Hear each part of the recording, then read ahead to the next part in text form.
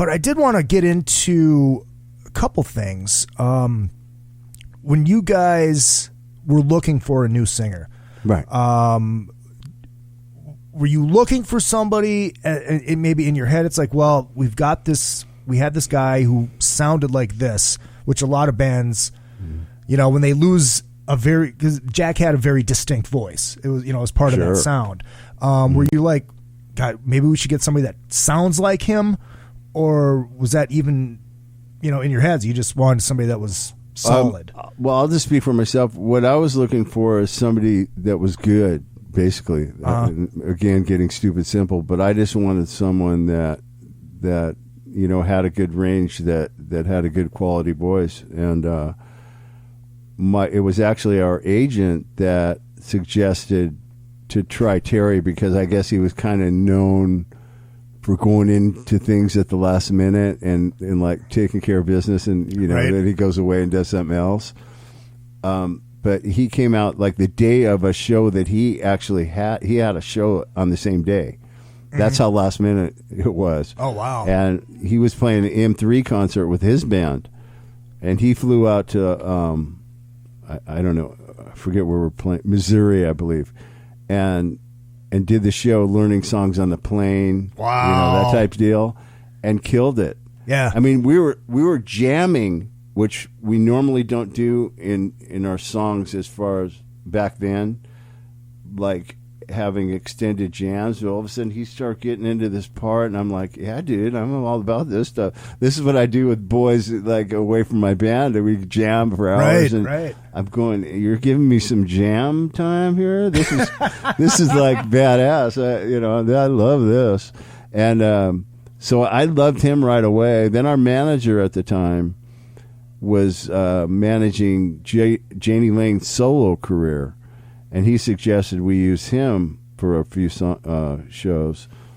So he came out, was totally prepared. It was unbelievable. Yeah. He knew every word. His wife told me that everywhere he went, when he found out that he was going to come down and sing, Great White was coming out of speaker somewhere. So, he had to run in his car. I guess he got the set list. So, he's learning the stuff. So he was just totally pro, on time. I mean, he sang pretty close to what Jack did. He was going for verbatim, to where Terry kind of gave us a little bit of his thing and covered the way Jack did it and all that. But so he gave us both looks. Then on one show we had Paul Sortino. We played in Sweden with Udo and not Zebra, the band that kind of sounded like Zeppelin, sort of. Kingdom Come. Yeah. We played with those guys, and Paul did that one show, but then we always kind of wanted it. We just thought our thinking was Jani Lane was kind of a temporary thing. We wanted to get Terry back, even though he wasn't like super known. I mean, I know he had the XYZ career and that, but he wasn't like upper echelon, like as far as known wise. But we loved him. We didn't care about all that star status crap.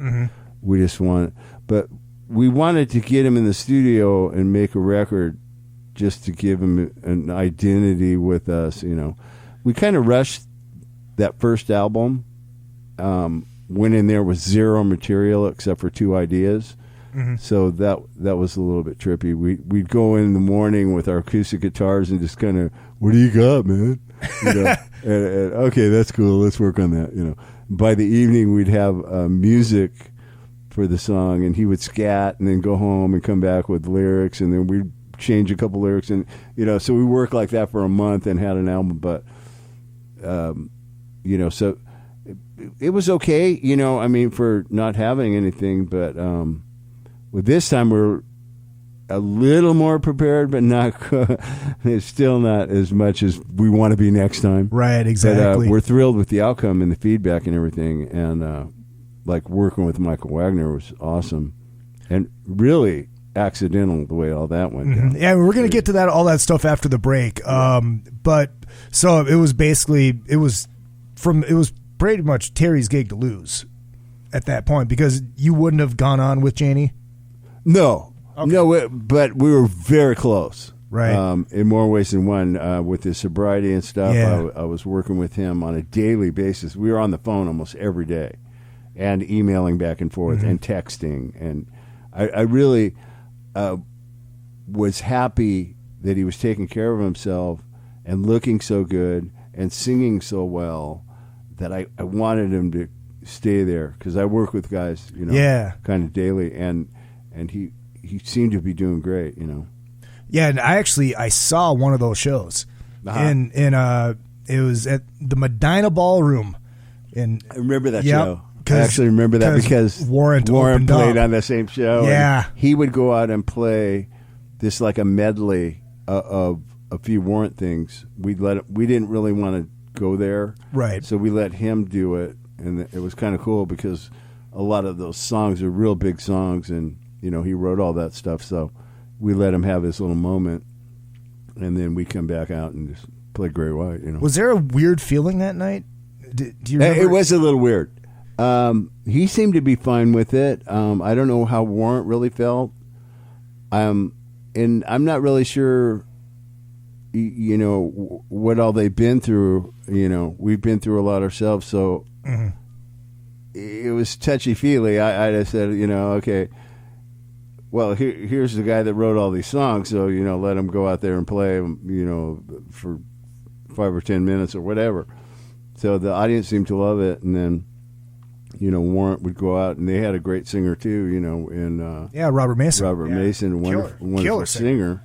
And, so people are getting in a lot of different looks of a lot of great songs, and, that's the way I look at it. None of that kind of stuff bothers me.